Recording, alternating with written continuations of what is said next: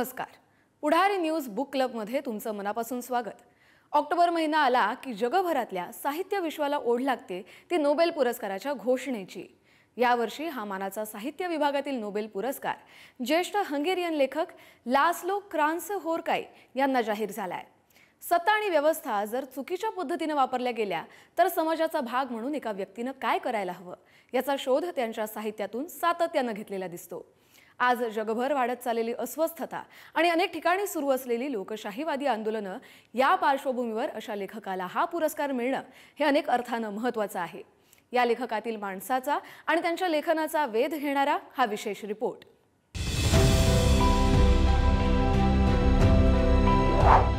ही गोष्ट आहे एका विस्कटलेल्या शहराची आणि एका साध्या माणसाची. या शहरात लोक दडपशाही, अराजकता आणि निराशेच्या वातावरणात जगतायत.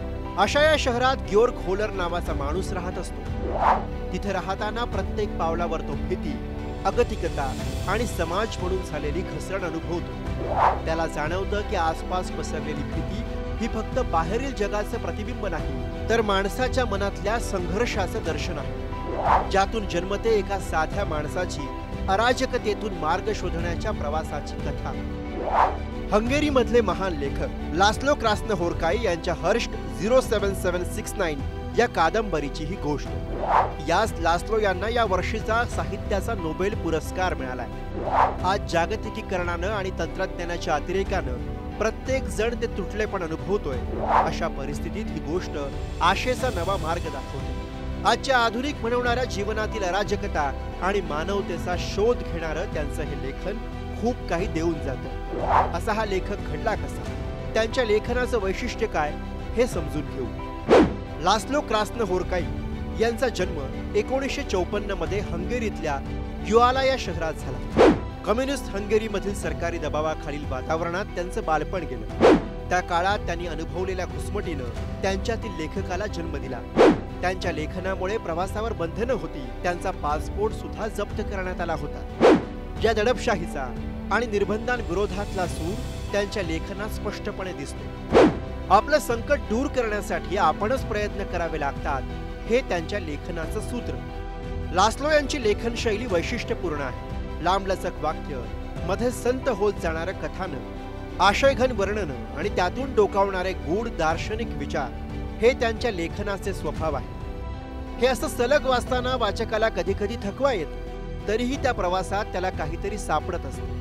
जणू आयुष्याचा अखंड प्रवाह, त्यातील कंटाळा आणि कंटाळ्यातून मार्ग काढताना सापडत जाणारी आयुष्याची उत्तरं, असाच काहीसा अनुभव लास्लो यांचं लेखन वाचकाला देत असतं. त्यांनी हे लिखाण का केलं असेल असं त्यांना अनेकदा विचारलं गेलं. त्यावर ते म्हणतात की कला आणि साहित्य हेच मानवतेच्या हरवलेल्या अर्थाला दिलेलं विलक्षण उत्तर आहे. भीती, गोंधळ, निराशा या सगळ्या माणसांच्या आयुष्यातील अटळ गोष्टी आहेत, पण अभिव्यक्तीतून, कलेतून त्यांना अर्थ देता येतो. हा अर्थ देण्याचा प्रयत्न प्रत्येकानं आपापल्या पद्धतीनं करायला हवा. लास्लो यांच्या साहित्यातून हे कसं उमटलंय हे त्यांच्या साहित्य संपदेतून पाहू. सॅटिन टँगो, एक खोटी आश्वासनं देणारा नेता आपल्याला न्याय मिळवून देईल या व्यर्थ आशेवर तिथले शेतकरी कसे जगतात याची ही गोष्ट. सामाजिक ऱ्हास आणि आशेचा भ्रम दाखवणारी ही त्यांची पहिली कादंबरी. द मेलनकोली ऑफ रेझिस्टन्स, एका छोट्या निराशाग्रस्त शहरात एक प्रचंड व्हेल मासा घेऊन एक सर्कस येते. या घटनेमुळे त्या शहरात कसं अराजक माजतं, दंगली होतात आणि हुकुमशाहीचा उदय कसा होतो याचं हे चित्रण. द प्रिझनर ऑफ उर्गा, एका हंगेरियन व्यक्तीचा मंगोलिया आणि चीन मधला प्रवास, एकाकीपणा, भटकंती आणि आधुनिक जगात अर्थ शोधण्याचा प्रयत्न तो कसा करतो याची ही कथा. वॉर अँड वॉर, न्यूयॉर्क शहरामध्ये सापडलेलं एक रहस्यमय प्राचीन हस्तलिखित ऑनलाईन प्रकाशित करण्याच्या प्रयत्नात काय घडतं हे सांगणारी ही गोष्ट डिजिटल युगातील निराशा आणि अस्तित्ववाद यावर भाष्य करते. Destruction and sorrow beneath the havens, एका हंगेरियन इतिहासकाराचा चीनमधला प्रवास, जगातील महान सांस्कृतिक स्थळं नष्ट होत असताना तो त्यांना भेट देतो आणि या विनाशाचं कारण शोधण्याचा प्रयत्न करतो. बॅरन वेंकहाइम्स होमकमिंग, एक कर्जबाजारी वृद्ध आणि निराश सरंजामदार आपल्या मूळ गावी परत. त्याच्या परत येण्यानं गावात गोंधळ आणि अस्थिरता निर्माण कशी होते यावर भाष्य करणारं हे कथानक. आपण सुरुवातीला उल्लेख केलेली हर्ष 07769 ही त्यांची 2021 मध्ये लिहिलेली कादंबरी. त्यांच्या या सगळ्या लेखनामध्ये सभोवतालच्या अंधारलेल्या आणि निराशाजनक वातावरणात कला आणि अभिव्यक्तीच्या आधारे कसा मार्ग काढता येईल हे सातत्यानं जाणवत राहतं. नोबेल समितीनं सुद्धा त्यांना पुरस्कार जाहीर करताना म्हटलंय, लास्लो यांचं लेखन हे विनाशकारी दहशतवादी वातावरणातही कलेची ताकद पुन्हा एकदा सिद्ध करतं. निराशेच्या ढगांमधून येणारा हा आशेचा किरण हीच जगण्याची प्रेरणा आहे असं सांगणाऱ्या या आशावादी लेखकाला पुढारी न्यूज कडून खूप खूप धन्यवाद. ब्युरो रिपोर्ट, पुढारी न्यूज. लास्लो यांच्या कार्याविषयी आपल्याशी बोलण्यासाठी आज आपल्यासोबत आहेत लेखक आणि प्राध्यापक doctor Avinash Kolhe. Kolhe sir, Laszlo यांचं लेखन आजच्या काळाला कशी दिशा देतं? ह्या लेखकाला पुरस्कार देताना नोबेल पारितोषिक समितीने या गोष्टीची दखल घेतली की दडपशाहीखाली वाढताना लेखकाला आविष्कार स्वातंत्र्य कसं जपावं लागतं, कसा या काळाकुट्ट कालखंडामध्ये त्याला स्वतःचा आविष्कार टिकावा लागतो, हे संदर्भ लक्षात घेतले की या लेखकाच्या लेखनावर काफकाचा प्रभाव असणं किती स्वाभाविक आहे हे दिसून येतं. धन्यवाद सर. आता पुढे जाऊया. आता वेळ पुस्तक गप्पांची. आजच्या पुस्तकाचं नाव आहे मान्सून जनगणमन. ज्येष्ठ पत्रकार, लेखक आणि अनुवादक असलेल्या सुनील तांबे यांचं हे पुस्तक नुकतंच प्रकाशित झालंय. हे पुस्तक केवळ हवामानशास्त्र आणि भूगोलाच्या पलीकडे जाऊन मान्सूनशी संबंधित भारतीय संस्कृती, इतिहास, समाजकारण, राजकारण आणि अर्थकारण याबद्दल बोलतं. आज जो काही भारत आहे तो मान्सूनमुळे कसा घडलाय हे या पुस्तकातून त्यांनी अनेक उदाहरणं देऊन मांडलंय. या पुस्तकाबद्दल बोलण्यासाठी स्वतः सुनील तांबे आज आपल्यासोबत आहेत. त्यांच्याशी गप्पा मारल्यात माझ्या सहकारी नम्रता वागळे यांनी. नमस्कार, मी नम्रता वागळे. पुढारी न्यूजच्या पॉडकास्टमध्ये आपल्या सगळ्यांचं स्वागत. आज आपल्यासोबत आहेत सुनील तांबे सर. ज्येष्ठ पत्रकार आहेत, लेखक आहेत, अनुवादक आहेत आणि आजच्या या पॉडकास्टमध्ये आपण बोलणार आहोत त्यांचं हे नवं पुस्तक मान्सून जनगणमन. इंटरेस्टिंग पुस्तक आहे. छोटंसं जरी दिसत असलं तरी मोठा धमाका आहे, वेगळा विषय आहे. मान्सूनबद्दल ज्या वेळेला आपण बोलतो तेव्हा आपल्याला कांदा भजी आणि चहा, रोमॅन्टिक गाणी, छान लिहिलेले सिनेमे किंवा एखाद्या गाण्यावरती त्या हिरोईनच्या मागे पळणारा हिरो वगैरे असं मान्सून म्हटल्यानंतर डोळ्यासमोर येईल. पण मान्सून आपल्यासोबत अख्खी जीवन पद्धती, एक संस्कृती रंगवत असतो, रुजवत असतो. त्या पाठीमागचा विचार काय आहे, मान्सूनमुळे आपल्या समाजात काय बदल घडलेले आहेत, हे सगळं काही या एवढ्या छोट्याशा पुस्तकामध्ये आपल्याला वाचायला मिळतं. खूपच सुरेख पुस्तक आहे आणि त्याच्याबद्दल आज आपण बोलणार आहोत. तांबे सर, खूप खूप स्वागत आहे आपलं. नमस्कार. सगळ्यात पहिल्यांदा मान्सून जनगणमन, हे जनगणमन काय आहे? जनगणमन हे नाव ठेवण्याचं कारणच हे आहे की जन म्हणजे संपूर्ण राष्ट्र, गण म्हणजे त्यातले वेगवेगळे समूह आणि मन म्हणजे त्या मान्सूनने घडवलेली मन म्हणजे अर्थातच संस्कृती, म्हणून त्याचं नाव जनगणमन आहे. क्या बात आहे. माझी माहिती चुकत नसेल तर तुम्ही रॉयटरला असताना शेती आणि मान्सून याच्या संबंधात तुम्ही जवळनं काम केलेलं आहे. पुस्तक लिहावंसं का वाटलं मान्सूनवर? त्याच्यातलं असं झालं की रॉयटर्समध्ये मी काम करायला लागलो तेव्हा माझ्याकडे म्हणजे मी कमोडिटी करस्पॉन्डंट होतो. मग पुढे रॉयटर्स मार्केट लाईटचा संपादक झालो. पण माझं मेन काम होतं ते म्हणजे शेतमालाच्या बाजारभावांच्या नोंदी करणं. शेतमालाचा बाजारभाव म्हटल्यानंतर आता कसे ठरतात, तर एक म्हणजे आपल्याकडे कॅरी ओव्हर स्टॉक किती आहे, म्हणजे मागच्या वर्षीचा शिल्लक साठा किती आहे. दुसरी गोष्ट म्हणजे प्रोडक्शन एस्टिमेट काय आहे आणि तिसरी गोष्ट म्हणजे इम्पोर्ट किंवा म्हणजे आयात निर्यातीचं काय असेल प्रमाण, याच्या आधारावरती इकडचे भाव ठरतात साधारण. आणि मागणी ऑफकोर्स, पण मागणी जनरली ठरलेली असते म्हणजे कमी अधिक कशी होते. आता याच्यामधला क्रुशियल मुद्दा असतो तो म्हणजे प्रोडक्शन एस्टिमेट. तर त्याच्यावर तेव्हा माझ्या लक्षात आलं जसजसा मान्सून वरनं खालनं वरती जातो तसतशा पिकाच्या पेरणीच्या तारखा आणि काढणीच्या तारखा बदलतात. म्हणजे पहिल्यांदा कर्नाटकातली तूर बाजारात येते, नंतर महाराष्ट्रातली येते, नंतर मध्य प्रदेशची, नंतर असं होत जातं. ते जसा मान्सून ॲडव्हान्स होतो किंवा मान्सून सरकत जातो त्याप्रमाणे पेरणीच्या तारखा बदलतात. मग त्याप्रमाणेच तुम्हाला दिसतं की आपल्याकडचे सणही बदलतात. म्हणजे पहिल्यांदा हा येतो केरळला कुठचा तो सण ओणम, की तो ॲक्च्युअली खरीप हंगामाच्या सुगीचा सण आहे. आता तिकडनं मान्सून पहिल्यांदा सुरू होतो, त्यामुळे तिकडे आधी पेरणी होते, त्यामुळे ओणम आधी येतो येत असताना, म्हणजे तिकडचं भात लवकर तयार होतं, त्यामुळे सुगीचं आधी होते, मग आपल्याकडे दिवाळी येते. मग असं ते जाताना दिसतं. मग त्याप्रमाणे सुगीच्या तारखा या त्याच्याप्रमाणे ठरतात. त्यामुळे मग मी अधिक तपशिलात गेलो की मग त्याच्यामध्ये म्हणजे फक्त शेतमालापुरतं राहिलं नाही, तर हे संस्कृतीचं कसं काय फिरत असतं ते शोधायला लागलो. आणि मग त्याच्यातून मग माझ्या लक्षात आलं की मान्सून हा असा घटक आहे ज्याच्यामुळेच भारतामध्ये विविधता आहे, ज्याच्यामुळेच भारतामध्ये जातीव्यवस्था आहे, ज्याच्यामुळेच भारतामध्ये सर्व धर्म समभाव आहे. त्याचा कुठच्याही धर्माशी काय फारसा संबंध नाही असं माझ्या लक्षात आलं, आणि असं ते पुस्तक आलं त्याच्यातून. पण म्हणजे पाऊस काय फक्त भारतात किंवा आपल्या शेजारच्या देशांमध्ये पडतो असं नाही, पाऊस सगळीकडेच पडतो. थोड्याफार फरकाने काही ठिकाणी दर दिवशी पडत असतो, काही ठिकाणी 4 दिवस पडतो, काही ठिकाणी अगदी अत्यल्प. भारतामध्ये त्याला एका ऋतूचा दर्जा आहे जो जगभरात कुठे नाही. सगळीकडे समर आणि विंटर एवढे दोनच असतात, उन्हाळा आणि हिवाळा. आपल्याकडे पावसाळा एक वेगळा ऋतू आहे. तर ह्याच्या भोवती कसं भारत आणि तिथली संस्कृती रंगली? आता कसं आहे, मान्सून म्हणजे काय? मान्सून म्हणजे दिशा बदलणारे वारे.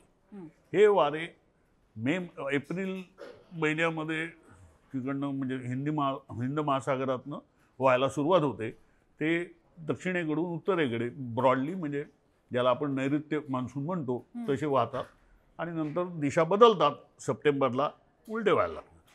हे दिशा बदलणारे वारे अनेक ठिकाणी आहेत. भारताचं वैशिष्ट्य हे आहे की ते इकडनं येतात ना, हिंद महासागरावरनं येतात, त्यामुळे ते वारे येताना पाऊस घेऊन येतात, आणि म्हणून भारतात पावसाळा आहे. बाकी सगळ्या ठिकाणी म्हणजे युरोपमध्ये रोज पाऊस पडतो, आणि युरोपमध्ये त्यामुळे पाऊस पडण्याचं हे सांगता येतं, कारण ते आपले म्हणजे ते ढग असे ट्रेनच्या डब्यासारखे जात असतात, तेव्हा तुम्ही सांगू शकता आता इतक्या वेळाने पाऊस पडेल, आता पाऊस थांबेल. हे असं भारतात सांगता येत नाही, कारण तो हा असा ते हे वाऱ्यांचं जे गुंतागुंत आहे, म्हणजे गुंतागुंत म्हणण्यापेक्षा हे वारे जे आहेत त्याच्यामुळे आहे ही जी, त्यामुळे भारतामध्ये पावसाळा आहे. आणि दुसरी गंमत अशी आहे की मान्सून हाच एकमेव पाण्याचा स्रोत आहे आपला. ते हिमालयातलं वगैरे काही खरं नाही. गंगेच्या म्हणजे ते सगळे मोजणी झालेली आहे, गंगा आणि सगळ्या ब्रह्मपुत्रा याला सर्वाधिक पाणी मान्सूनचंच असतं. ते बर्फ वितळून येते वगैरे हे काही फारसं नाही आहे आपल्याकडे, हे मान्सूनचंच आहे. त्यामुळे पाण्याचा एकमेव सोर्स तोच आहे. बरं, हा मान्सून आपल्याकडे 4 महिने असतो, आणि गंगा यमुनेच्या आणि ह्याच्या सिंधू नदीच्या खोऱ्यामध्ये तो 2 महिने असतो. म्हणजे आता बघा, आपल्याकडे ज्याला चातुर्मास म्हणतो ना, तो आपल्याकडे 4 महिने पाळला जातो. उत्तर भारतात तो 2च महिने असतो, तो 4 महिने नसतो. तर हे असा फरक होतो, आणि त्यामुळे काय की 2 ते 4 महिने पाऊस पडतो, आणि आपल्याला इकॉनॉमी चालवायची असते 12 महिने. याच्यामधून ते सगळं मान्सून भोवती गुंफलं गेलेलं आहे. आपल्याकडचं इकॉनॉमी म्हणजे आपल्याकडची अर्थव्यवस्था, आपल्याकडची समाज जीवन, आपल्याकडचं राजकारणही काही प्रमाणात हे मान्सून भोवती आहे. पुस्तकाच्या सुरुवातीला काही उल्लेख बघितले तुम्ही, हडप्पा मोहेंजोदडो संस्कृतीबद्दल लिहिलंय, धोलावीरामध्ये जे आता रुईन्स आहेत त्या संस्कृतीबद्दल लिहिलंय, आर्यांच्या आगमनाबद्दल लिहिलेलं आहे. तर हे सगळं भारतातल्या मान्सून भोवती फिरत असताना बदललेलं आहे, त्यांनी इथे कसं अकॉमोडेट केलेलं आहे, काय काय नाही? 2 गोष्टी. एक म्हणजे आपल्याला जो कोणता पुरावा मिळतो भारतातला, त्यापैकी सर्वात जुना म्हणजे सिंधू संस्कृती. ही सिंधू संस्कृती सिंधू नदीच्या खोऱ्यात होती. आणि सिंधू संस्कृती म्हणजे किती होती, तर पंजाबपासून ते कच्छपर्यंत ही जवळपास 50 छोटी मोठी शहरं होती. 5 मोठी शहरं होती, जसं हडप्पा, मोहेंजोदडो वगैरे. बाकीची छोटी होती, परंतु या सगळ्यांकडे मी जी काही शहरं होती या सगळ्यांकडे सगळ्यांची वजनं मापं एकच होती, परंतु त्यांच्या खाण्यापिण्यामध्ये विविधता होती. म्हणजे पंजाबामध्ये गहू खायचे किंवा बार्ले खायचे आणि चणा डाळ खायचे, तर गुजरातमध्ये ज्वारी, बाजरी आणि तूर डाळीला जास्त पसंती होती. म्हणजे तेच काय. आता ह्याचा मी अभ्यास करत होतो तेव्हा माझ्या लक्षात आलं की हे काय आहे, तर आपल्याकडे म्हणजे सिंधू संस्कृतीमध्ये सुद्धाही मान्सूनमुळे खरीप आणि रब्बी असे 2 हंगाम होते. हे 2 हंगाम असल्यामुळे तिकडे शेतीमध्ये उत्पादन जास्त व्हायचं. शेतीमध्ये उत्पादन जास्त झालं की अर्थातच तुम्ही वरकड उत्पादन असतं ते बाजारामध्ये विकता आणि त्यातून अन्य वस्तू खरेदी करता. याच्यामधून शहरं निर्माण झाली, याच्यामधून कारागीर निर्माण झाले, याच्यामधून वेगवेगळे उद्योग असतील, धातुकाम वगैरे वगैरे याचा विकास झाला. तर हे व्हायला मुळात हे सरप्लस ज्याला आपण वरकड उत्पादन म्हणतो हे मुळात निर्माण झालं ते मान्सूनमुळे. कारण 2 पिकं होती. इंग्लंडमध्ये वगैरे असं काही नाही आहे किंवा युरोपमध्ये वगैरे सगळीकडे एकच पीक असतं, 2 पिकं. खरीप रब्बी असा प्रकार खरीप रब्बी नाही. तर तो जो 2 प्रकार हे जे आहे हे मान्सूनमुळे झालं. त्याच्यातून सिंधू संस्कृती विकसित झाली. ती का विलयाला गेली याच्यावरती लोकांचे मतभेद आहेत, पण नेमकं कोणाला असं कारण सांगता आलेलं नाही, ते सोडून दिलंय. त्यामुळे त्यात माहितीच नाही त्याची. परंतु आर्य जे आले ते आर्य हिंदुकुश पर्वत ओलांडून आले ना. आता तिकडे असं असतं की ते पशुपालक होते आर्य. पशुपालकांचं काय असं असतं की ते म्हणजे आर्यांना आता म्हणजे आर्यांचं साधं आहे की आर्यांना तांदूळ माहिती नव्हता, म्हणजे ऋग्वेदामध्ये तांदळाचा उल्लेख नाही आहे. आर्यांना नारळ माहिती नव्हता, म्हणजे ऋग्वेदामध्ये नारळाचा उल्लेख नाही आहे. आर्यांना भाजलेल्या विटा माहिती नव्हत्या. आर्यांना चाकावरती भांडी बनवता येत नव्हती. हे सगळं म्हणजे मी काही शोध लावलेलं नाही, हे सगळं आहे. तरी पण आपल्याला असं वाटतं आर्य खूप प्रगत होते. ते काय एवढे प्रगत नव्हते तसे, परंतु ते आले आणि इथे त्यामुळे हिंदुकुश ओलांडल्यानंतर त्यांना भारतीय उपखंडाची ओळख व्हायला लागली. आणि मग त्यामुळे आणि आर्य जेव्हा आले तेव्हा आर्यांचे सगळे देव आकाशातले, सूर्य, चंद्र, वरुण, इंद्र सगळे सगळे आकाशातले, उषा बिषा सगळे, जमिनीवरचा एकही देव नाही. म्हणून तर ते श्रीकृष्णाने तेच म्हणजे ती जी गोष्ट आहे श्रीकृष्णाची की त्याला तो नैवेद्य दाखवतो तेव्हा तो म्हणतो ते आकाशातल्या देवांना कशाला नैवेद्य दाखवताय, मला दाखवा, मी खातो तो. आणि तो खाऊन टाकतो आणि म्हणून तो इंद्र चिडतो आणि त्याच्यावरती गोकुळावरती प्रचंड पाऊस पडतो. आर्यांचे सगळे देव आकाशातले होते. त्यांना इकडे आल्यानंतर हे जमिनीवरच्या देवांची ओळख झाली आणि ते देव तर सिंधू संस्कृतीत होतेच ना. म्हणजे तो काय आपला बैल घ्या, त्यानंतर मातृदेवता वगैरे वगैरे हे सगळे इकडचेच होते. ते अजूनही दिसतात आपल्याला. अशी एक आपल्याकडे मोठी कंटिन्युटी दिसते, एक प्रचंड सातत्य दिसतं संस्कृतीचं. ते मान्सूनमुळे आहे. पण म्हणजे थोडक्यात असं आपल्याला म्हणता येईल का की आर्य हे पशुपालक म्हणजे ते भटके नोमॅड्स ते इथे स्थिरावले याचं कारण मान्सून? हो, कारण इकडे 2दा पिकं घेता यायची आणि त्यामुळे अन्नाची शाश्वती होती. लोकांना कसं असतं कुठेही आपण समजा 5,000 आत्ताही आपण बघत असताना काय बघतो, कुठे आपली बदली झाली तर काय बघतो, तर मुलांना शाळा हवी, अमुक हवं, पाणी हवं, वीज हवी, हॉस्पिटल हवं असंच बघतो ना.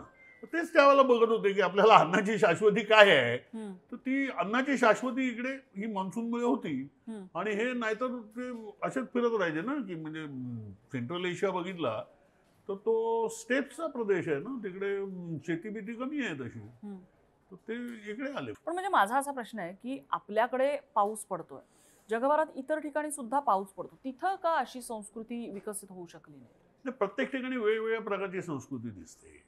कुठे पावसाच्या भोवती असते, कुठे बर्फाच्या भोवती असते, कुठे आणखीन कशाच्या भोवती असते. म्हणजे आपल्यासारखीच आता त्यामुळे 2 एन्शियंट सिव्हिलायझेशन जगात आहेत, ज्याला एन्शियंट का म्हणायचं तर त्या अजूनही जिवंत आहेत म्हणून. ती चीन आणि भारत या 2च संस्कृती अशा आहेत की ज्या हजारो वर्षांचं सातत्य टिकून आहेत. सातत्य म्हणजे कसं आहे की साधं लक्षात घ्या, सिंधबाद जो होता हा अगदी सोपं उदाहरण म्हणजे सिंधू संस्कृतीतले लोक पिकांची मळणी कशी करायची तर बैलांनी करायची. बैलांनी ती कणसावरनं चालायचं आणि करायचं. आजही भारतामधले हजारो शेतकरी अशा प्रकारे मळणी करतात. तेव्हापासूनच आता बघा ना, 5,000 वर्षाची सातत्य आहे.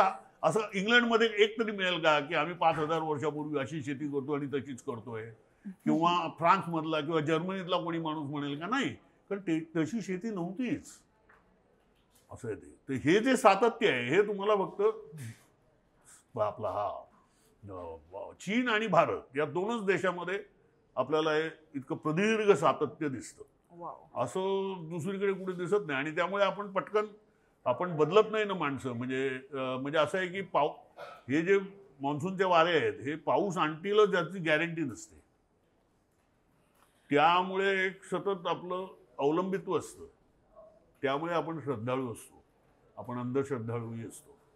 त्यामुळे भारतातले लोक हे श्रद्धाळू अंधश्रद्धाळू असण्याचं, परंपरानिष्ठ असण्याचं एक कारण ह्या मान्सूनच्या सातत्यात आहे.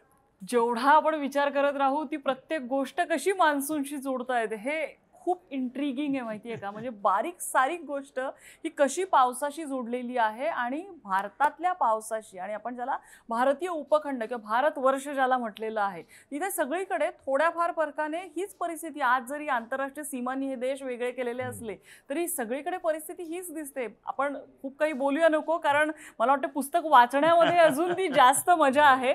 पण खूप खूप धन्यवाद. पाऊस हा इतका इंटरेस्टिंग असू शकतो, म्हणजे रोमॅन्सच्या पलीकडेही पाऊस काय असू शकतो हे तुम्ही आज आम्हाला सांगितलं, आणि या पुस्तकामध्ये ते लिहिलेलं आहे. त्यामुळे मस्ट रीड आहे मान्सून जनगणमन. तांबे सर, खूप खूप धन्यवाद. तुम्ही इथे आलात, आमच्याशी एवढ्या छान गप्पा मारल्यात त्याबद्दल. थँक्यू. मराठी साहित्य विश्वातील घडामोडी आम्ही अशाच आपल्यासमोर घेऊन येणार आहोत. आपण जर प्रकाशक लेखक असाल तर आम्हाला आपल्या नव्या पुस्तकांबद्दल स्क्रीनवर दिसणाऱ्या ईमेलवर नक्की कळवा. आम्ही आमच्या संपादकीय मंडळाच्या सल्ल्यानं आपल्या पुस्तकाची अवश्य नोंद घेऊ. तसंच साहित्य संस्कृती क्षेत्रातील काही घटना, महत्त्वाच्या नोंदी या सगळ्यांचाही समावेश या कार्यक्रमात करण्याचा आमचा प्रयत्न असणार आहे. तुमच्या प्रतिक्रिया सूचनांचं स्वागत आहे.